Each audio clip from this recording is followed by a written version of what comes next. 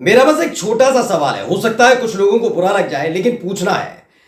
बस सवाल यह है कि क्या एक बहाना भर चाहिए इस देश के कुछ ऐसे लोगों को जो सिर्फ नफरत और सिर्फ गंदगी फैलाने का काम करते हैं। उन्हें सिर्फ एक मौका चाहिए मुसलमानों पर टूट पड़ने का। यह सवाल दोस्तों इसलिए जरूरी हो गया है क्योंकि पहले कभी हिजाब के नाम पर, कभी इस्लाम के नाम पर, कभी नमाज के नाम पर, कभी मस्जिद के नाम पर पहले ही मुसलमानों को टारगेट किया जाता रहा।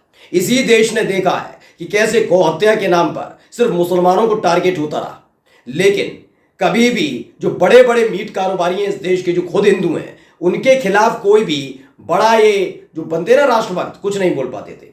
अब देखिए बांग्लादेश में जो कुछ हो रहा है उसको लेकर एक बार फिर से मुसलमानों पर टारगेट आ गया है। खोलकर सोशल मीडिया पर गंदगी उगली जा रही है, धमकी दी जा रही है कि अगर बांग्लादेश के अंदर जो अराजकता चल रही है उसमें हिंदुओं पर टारगेट करना बंद नहीं किया तो हिंदुस्तान में रहने वाले मुसलमानों पर ऐसे ही टारगेट किया जाएगा, उनके साथ भी ऐसा ही शुरू किया जाएगा। और सबसे हैरानी वाली बात क्या है मालूम है? हैरानी वाली बात यह है दोस्तों कि इन सब चीजों के बावजूद भी इस देश के पुलिस प्रशासन हाथ पर हाथ धरे बैठा है। यह बात मैं यूं ही नहीं कह रहा हूं, कोई हवा हवाई बात नहीं है। आज मैं दो बड़ी घटनाएं दिखाऊंगा, दोनों बड़ी घटनाएं देखकर आप समझ जाएंगे हालात क्या है। नमस्कार, मैं हूं प्रज्वल गौतम और आप देख रहे हैं द कंटेंट। मैं अपने वीडियो की शुरुआत ही अपनी वीडियो से करने जा रहा हूं जिसे देखने के बाद आप समझ जाएंगे कि मुसलमान सिर्फ टारगेट करने के लिए हैं। जी हाँ, इस मुल्क के अंदर। पहले वो वीडियो देखिए।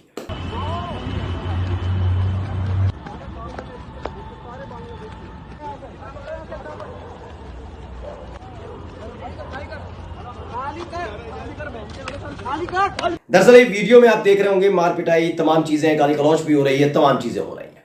यह ऐसे ही नहीं हुआ है, इसकी पहले पूरी रूपरेखा तैयार की गई थी और ऐसे नहीं किसी बंद कमरे में बैठकर तैयार की जा रही थी, बल्कि डंके की चोट पर जो खुद को बहुत बड़ा हिंदूवादी नेता कहते हैं, हिंदूवादी संगठन से जुड़ा हुआ नेता कहते हैं, मैं उन्हें लंपट, मैं उन्हें कहता हूं लफंगे, मैं उन्हें कहता हूं मवाली, क्योंकि वो मुसलमानों को गाली बक रहे थे। और ये मुसलमान किसी और देश के नहीं, अपने ही देश के मुसलमान हैं। जबकि ये भूल जाते हैं जब इनके आका दूसरे देश में जाकर मस्जिदों में माथा टेकते हैं तब अपने आका से ये नहीं पूछते आप ये क्या करके आए, लेकिन हाँ इन्हें अपने ही देश के मुसलमानों से चिड़न होती है।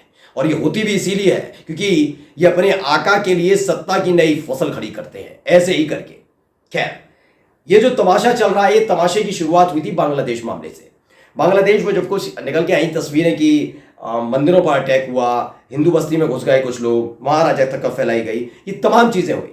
उसके बाद की जो तस्वीरें आई उस पर ध्यान नहीं दिया गया, जिसमें जो प्रदर्शन कर रहे थे लोग, जो मुस्लिम कम्युनिटी के हैं, चाहे मुस्लिम हो या पुरुष, वो लड़के लड़कियां खुद मंदिरों की सुरक्षा कर रहे थे, मुस्लिम बस्तियों की सुरक्षा कर रहे, वो नहीं देख रहे चाहते।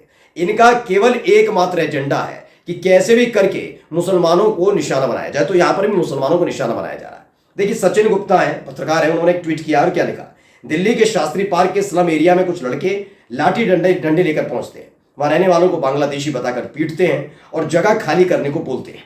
वीडियो में वही दक्ष चौधरी हैं जिसने कन्हैया कुमार को थप्पड़ मारा था और बीजेपी की हार पर अयोध्या वासियों को गाली दी थी। दिल्ली पुलिस ने इस वीडियो का संज्ञान लिया और लीगल एक्शन लिया जा रहा है।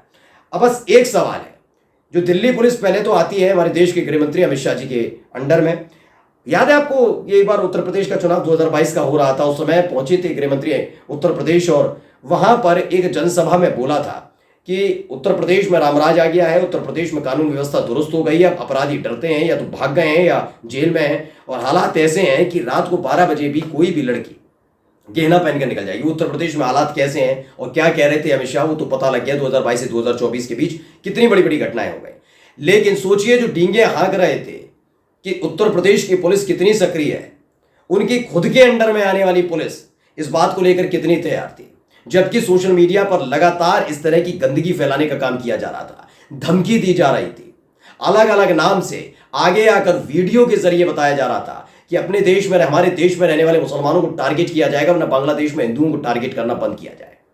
सोचिए, एक देश में अराजकता फैली हुई है और ये लंपट, ये मवाली, ये गुंडे अपने देश का माहौल खराब करने में जुटे हुए हैं।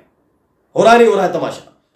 अभी एक खबर देखिए आपने, खबर यह है कि अगर ये सारा काम ये हिंदूवादी संगठन के लोग, जिनका आजकल पेशा ही ये बन गया है, कुछ नहीं करना, इलाके में देखिए मस्जिद, उस पर टूट पड़ो, मजार देखे उसे तोड़ दो, हिजाब वाली लड़कियों से बदतमीजी करो, जालीदार टोपी पहने बच्चे की टोपी उछाल दो, जो मुस्लिम बुजुर्ग नजर आता है उसकी दाढ़ी पकड़कर खींच दो, यही इनका काम है। नमाज अता मत करने दो, जो मस्जिद है उसे ऐसा विवादित कर दो कि मुस्लिम समाज मस्जिद में नमाज ही ना अता कर पाए। बहुत सारी चीजें चल रही हैं अलग अलग और बताने की जरूरत नहीं है, और उसका असर भी इस बार लोकसभा चुनाव में दिखा। लेकिन एक फैसला आया था हाल ही में। फैसला यह था कि भाई आरएसएस के जो लोग हैं इन पर एक प्रतिबंध था कि जो सारे के सारे अधिकारी होते हैं, सरकारी कर्मचारी अधिकारी, वो आरएसएस की शाखाओं में नहीं जा सकते, वो उनकी सदस्यता नहीं ले सकते। ये बहुत साल पहले लिया गया था फैसला। लेकिन उस फैसले को लोकसभा चुनाव का परिणाम आने के फौरन बाद बदल दिया गया। यानी सरकारी अधिकारी कर्मचारी आराम से आरएसएस की शाखा में जाएंगे, वहां जानकारी लेंगे, अपने विचार प्रकट करेंगे और उनके विचारों से प्रभावित भी होकर आएंगे। यह बहुत घातक था। क्यों कह रहा हूं? क्योंकि जब अधिकारी एक संगठन की विचारधारा से जुड़े होंगे तो उनसे कैसे उम्मीद की जाएगी, मैंने तब भी कहा था, कैसे उम्मीद की जाएगी कि भाई वो इंसाफ कर पाएंगे। और देखिए उसका जीता जाता सबूत सामने आ गया है। पहले आप दिग्विजय सिंह को सुन लीजिए, उसके बाद बताता। कलेक्टर महोदय ने फोन पर, विनोद जैन को फोन पर कहा कि मैं हिंदुओं के घर पर बुलडोजर नहीं चलाऊंगा, केवल मुसलमानों के घर पे बुलडोजर चला सकता हूं। हिंदू मुसलमान का ये मसला है, तो ये तो घोर अपराध है। और भारतीय न्याय संहिता 2023 के अंतर्गत 152, 196, 198। अब क्या है देखिए, दिग्विजय सिंह दरअसल एक लगातार विरोध प्रदर्शन कर रहे हैं। उनका प्रदर्शन जो भिंड है, मध्य प्रदेश के भिंड के जो कलेक्टर हैं या डीएम साहब हैं, उनको लेकर है। दरअसल एक पत्रकार ने फोन किया था डीएम साहब को और उनसे बातचीत कर रहे थे, तो उसी दौरान उसमें रिकॉर्डिंग भी हुई। उसमें उस पत्रकार से साफ साफ तौर पर जो डीएम श्रीवास्तव साहब हैं, संजीव श्रीवास्तव, उन्होंने साफ साफ कह दिया कि जो घर हैं मुसलमानों के घर बुलडोज कर दूंगा मैं, लेकिन हिंदुओं के घर बुलडोज नहीं करूंगा। यानी हिंदू समाज से आने वाले कुछ भी करें, गलत सही कुछ भी करें, उनके खिलाफ ये डीएम साहब कार्रवाई नहीं करेंगे। लेकिन हाँ, कार्रवाई किसके खिलाफ होगी? मुसलमानों के खिलाफ। खबर पढ़िए, काशिफ ककवी ने लिखा, MP communism IAS, I will only bulldoze Muslims homes not Hindu. इन्होंने कहा कि उनके हवाले से कहा गया कि डीएम साहब कहते हैं, संजीव श्रीवास्तव, कि मैं सिर्फ मुसलमानों के घर गिराऊंगा, हिंदुओं के नहीं।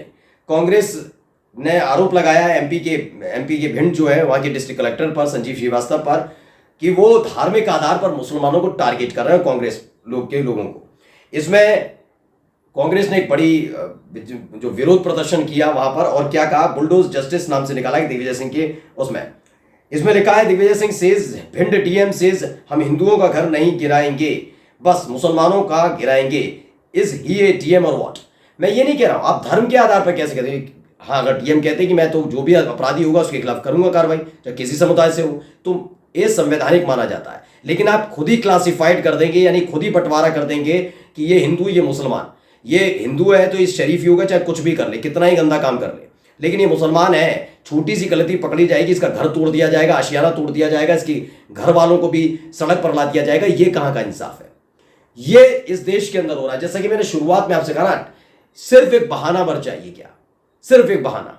कभी शोभा यात्रा के नाम पर, कभी हिजाब के नाम पर, कभी नमाज पढ़ रहे हैं तो कह दिया जाए सड़क घेर ली जाती है इसके नाम पर, कभी देखा जाए कि अब सड़क पर तो नमाज नहीं पढ़ पाते तो मस्जिद जाते हैं तो मस्जिद को विवादित करने के नाम पर, कभी गोहत्या के नाम पर। इन तमाशों के बीच अब बांग्लादेश के मामले के नाम पर किस तरीके से सिर्फ और सिर्फ मुसलमानों को टारगेट किया जा रहा है। मेरा सवाल यह सिर्फ है कि क्या ऐसे लंपटों की चलेगी, या संविधान के तहत इस देश के नागरिक जो मुसलमान भी हैं उनकी रक्षा भी हो पाएगी? नमस्कार।